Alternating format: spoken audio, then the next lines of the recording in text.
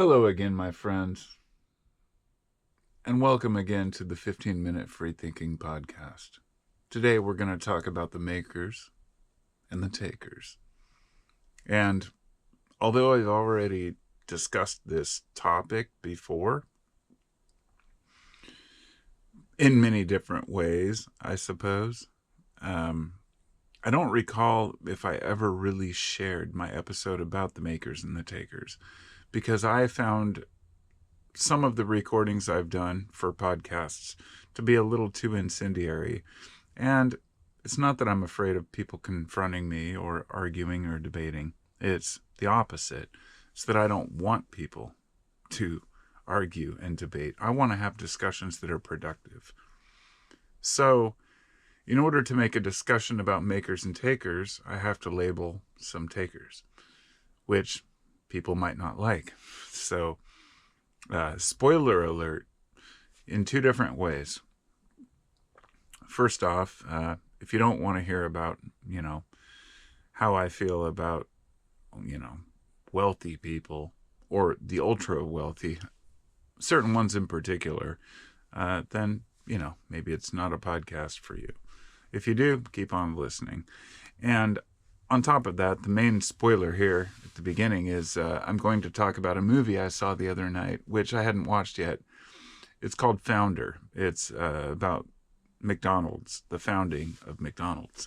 And I believe that this movie can help lay out my story and my viewpoint more succinctly than I could do without it. So, if you haven't seen it and want to watch it, then maybe skip ahead a few minutes. I'm going to basically lay out the story to explain my case. This guy, Ray Kroc. First off, let's back up to the 50s, I think 54, something like that. The two brothers, the McDonald brothers, started a restaurant in California, called it McDonald's, and they sold fast food. Today, we just take it for granted. Everyone sells fast food. But they were the first, okay? Before that, there were diners. You'd go in, sit down, take home some pie maybe. But they didn't have to-go orders. This wasn't even a thing. These guys tried out something new. And at first, it wasn't very successful. But it started to pick up. And then one day, this guy shows up. Here's a guy who sold ice cream mixers, multi-mixers, and he was trying to sell them desperately, and then one day somebody said, yeah, we'll take like 8 of them. And so he drove to California. He found these guys who wanted all these multi-mixers and realized they were doing really well selling hamburgers, fries, and milkshakes. And he ended up basically stalking the guys. Now, I'm not going to say the movie is 100% accurate. I want to make it clear this is not a documentary. This is a movie. And I know that it's, blown out of proportion in many ways. But I don't know the full story. Maybe you do. Let me know. But it really illustrates how a person comes in, the multi-mixer guy, and he says, look, you guys should have franchises. And they said, we tried, but we couldn't have quality control. So he says, look, I'll help you start franchises. And they make an agreement, sign a contract, and off he goes. He starts, and they were reluctant, but they, who doesn't want to be successful, right? He ends up getting all these franchises, and basically some of them start selling things like burritos or meatloaf. So he has to go around and do all this quality control. Finally gets them all in line, selling the same product, same happy customer, and it worked for a while. And then greed set in. It wasn't enough. So in the end, Ray Kroc had so many McDonald's, he ended up buying out the McDonald brothers. I don't know the full story because I read a little bit online about it. Some say that it was a good deal and that the brothers took it. But in the end, the brothers had to change the name of their restaurant. And Ray Kroc took over McDonald's, their name, the family name. And the reason why, the biggest issue here was quality control. the brothers didn't want their product to be tainted by crappy, dry milkshakes, powdered milkshakes, these kinds of things, which they did in the movie end up using powdered milkshakes. And it made me wonder, because I've heard a lot about this, the room temperature milkshake thing. Now, I haven't been to McDonald's in 15 years. I eat fast food once in a while. We have a Wendy's, Burgerville, places like that. But I don't go to McDonald's because the funny thing is that many of these restaurants are just owned by hedge funds now. It's all about the money. And they're going to cut corners anywhere they can. And this is the problem. The restaurant has lost this pat on the back for your employees, actually giving a shit attitude. And it's a microcosm of America. What we need in America are jobs where people treat each other with respect, where you get paid well, get a decent vacation, benefits, if an employer can afford that. My thought is that with all the taxes we pay, the government should supplement, through our taxes, some of these benefits if we can't get them through our employer. But ultimately, this comes down to the point here of the podcast, which is that we have become myopic. We have become short-sighted. The word I found was unforesightful. I loved it. But the ultimate description is improvidence. This is not looking towards the future for future generations. It's greed and wealth at the moment to make every penny you fucking can. And doing a little research earlier, the Iroquois,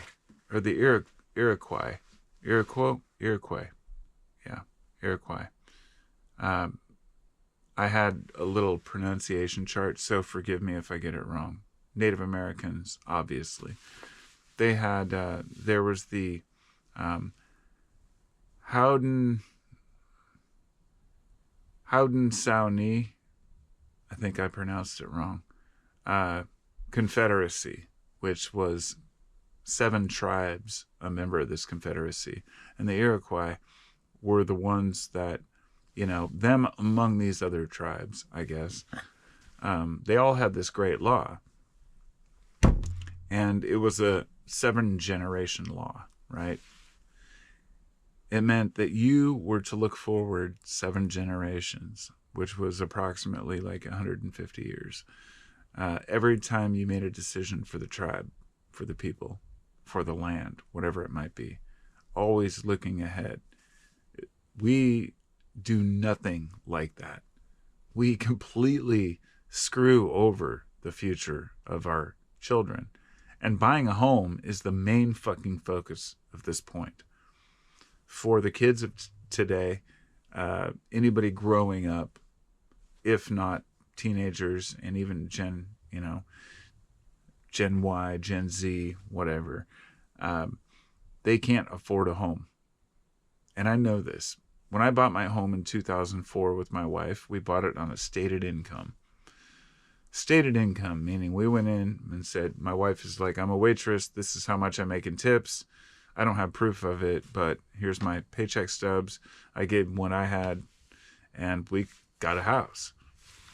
Ranch style house, around 1,000 square feet with a double garage, decent yard, $125,000.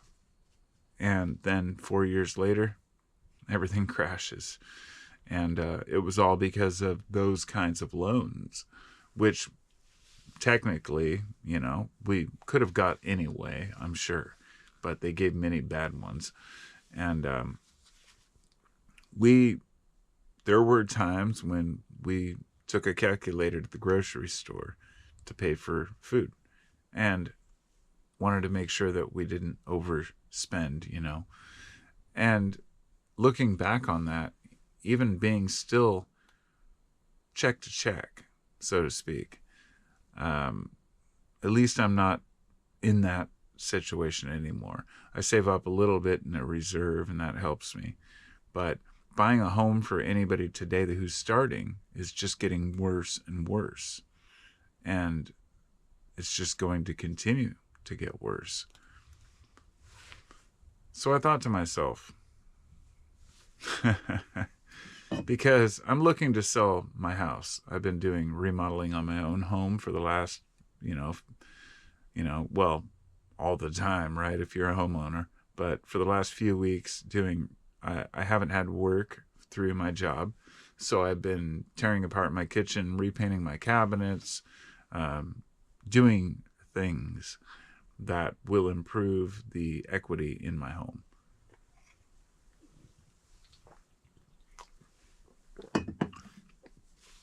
And what we're looking to do is move out of the suburbs, sell our house, buy an equally priced house somewhere out in the country with acreage and even more space, because most people want to live closer to the city. Bless their souls. I'm glad, because it means our house is worth more here on the small land than it would be out there.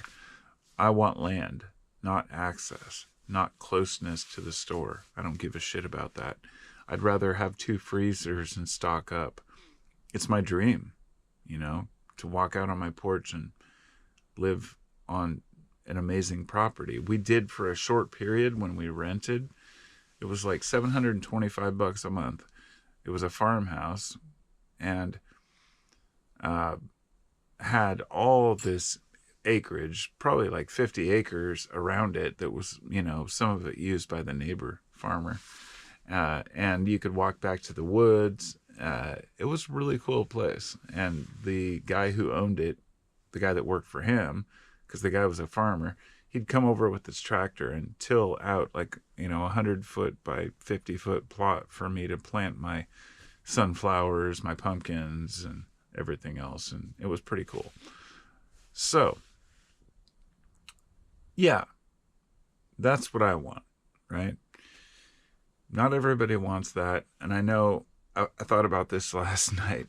A lot of people out east, they don't have the same options we have out here. So moving and just buying land is very difficult and expensive out east. It's harder to find land that isn't already owned and extremely expensive. But out here in the West, there is still some decent priced property, even though it's still, quadrupled in 20 years. But I think every human should have the access to land they need to live. And that's what got me interested in how much space could the earth actually handle, as far as if people were all given a birthright of land, how much would that be? That gets into some weird territory, and I'm not going to say this is 100% accurate, but the earth has 36 billion acres of land. 36 billion. That's 15 billion of habitable land out of that. So I thought about the 8 billion people on Earth, 7.5, whatever it is, and thought, okay, so that equals 2 acres per person. Cool. But I know it's more complicated than that, right? I thought, well, we have to give at least half of that to chance or industry or disaster, whatever it might be. So get rid of half of it. That still makes 1 acre per person on average with the current population, which is actually leveling out, right? And this is a counter to overpopulation myths, because I used to believe that too. I've also learned that the earth could support 10 to 15 billion people with the crops we have if we did it right. We're just not doing it right. We waste a lot of food. We know this. So it's not about the food, and it's not about the land, because an acre is quite a bit. I think it's 75% of a football field. But even if you gave a half of all the land to industry, right? It's 1 acre per person. The average family of 4 who lives together, means that not everybody is going to need their own acre. But if that were the case, each family of 4 would have 4 acres to do what they need to. And a lot of them would farm, which would mean that the farmland because 11 billion of the 36 billion is farmland. So with that farmland, you could actually eliminate a lot of it if people grew their own food, right? So some of that could turn into habitable land. But even beside that, you have 4 acres of land for a family of 4, right? How much is that? 174,240 square feet, which I know that's hard to visualize, and I sure as hell don't know what the hell that means. It basically means 3 football fields. So every family of 4 would have 3 football fields worth of space. So that means that even if every family of 4 gave up 2/3 of their land to not industry, but other things like parks, recreation, whatever it might be, we still have a full football field per person available to live on. We don't manage things correctly. So keeping land prices high, it allows hedge funds and markets to buy up this land. Landlords work on an MCM model, which was a discussion I wanted to have separately, but I need to bring it up here. MCM means you have money and you turn it into a commodity and then you get money back from it. Whereas you and me, the blue collar workers, most of us live on a CMC model. We have a commodity, our labor, our work. I build guitars, or I do carpentry, or I sell kratom, whatever it might have been. And then I have a commodity. Then I sell the commodity, and that gets me money, the CM, and then C, I spend my money on other commodities. That's a modern method of trade. You use money for exchange for that. But the makers and the takers means that the makers, the ones, you and I, who create shit or have labor, something to offer, we take our money, we take our commodity, we make money, and then we, buy other commodities where they take their money, invest in our commodity, and then make more money. So they're charging others, you and me. I'm getting charged more for your services by having one of those guys in there, a bureaucrat, a middleman. It's a simple concept, but it's hard because many business people are also not managers. So it comes down to what is the question of how much should a person be paid for managing other people's money?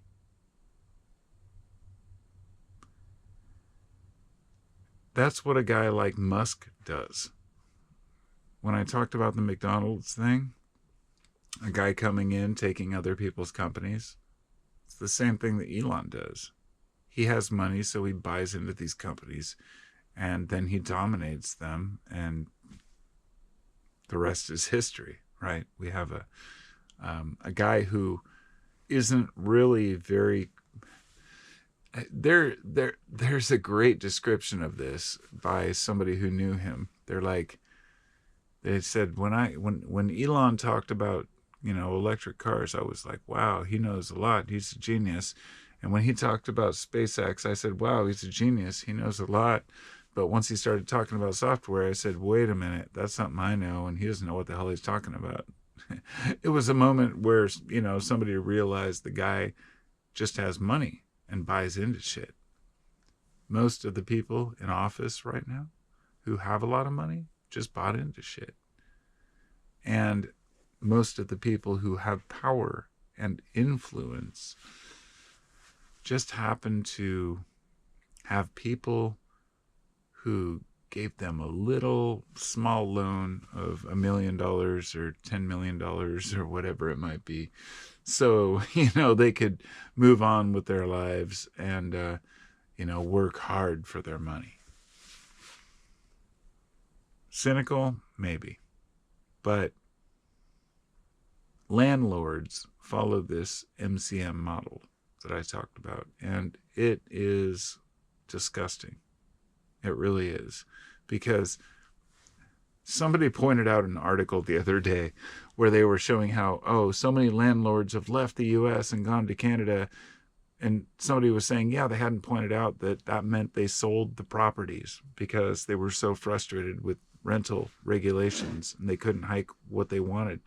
Regulations do help people. There are people who want to get rid of all regulations. It's hard to explain that to folks who just think that the Wild West of the world is what we want. Wild West world, what we want. What we want. That's 6 W's in a row. Wild West of the world is what we want. With a couple other words. Anyway. Regulations hold back consumers. They do. But they also hold back corruption. So we need to have better regulations on corruption and less regulation on consumers. So if a big company wants to start a business, they just simply lobby Congress to say, let's make a very expensive license to start this business. But to go back and finish this and make the point, the Iroquois and the 7 generations law should be something that we implement as a Western society and realize that we need to be more transparent in what we're doing as individuals, as companies, as corporations, and stop being so goddamn selfish as a society. And with that, I bid you all farewell. Check out the podcast version on podcast platforms, 15-minute free thinking. My channel on YouTube is Carpo719. And you can contribute through Patreon or buy me a coffee on buymeacoffee.com. So, on top of that, not much else to say. Much love. Peace. I'll see you next time.